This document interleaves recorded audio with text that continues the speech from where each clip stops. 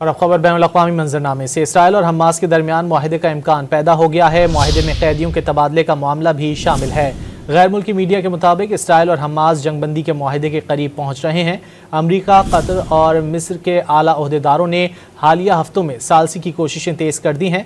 फरीकैन की जानिब से भी मुआहदे को मुकम्मल करने पर रजामंदी का इजहार किया है। हमास हुक्काम का कहना है कि वो इसराइली फ़ौज के गजा से इनखला के वक्त अपने रवैये में मज़ीद लचक दिखाने के लिए तैयार हैं, जबकि इसराइली वज़ीर दिफ़ा का कहना है कि फरीकैन मुआहदे के बहुत करीब हैं।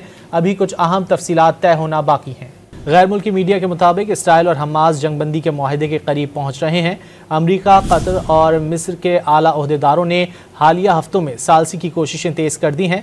फरीकैन की जानिब से भी मुआहदे को मुकम्मल करने पर रजामंदी का इजहार किया है। हमास हुक्काम का कहना है कि वो इसराइली फ़ौज के गजा से इनखला के वक्त अपने रवैये में मज़ीद लचक दिखाने के लिए तैयार हैं, जबकि इसराइली वज़ीर दिफ़ा का कहना है कि फरीकैन मुआहदे के बहुत करीब हैं। अभी कुछ अहम तफसीलात तय होना बाकी हैं।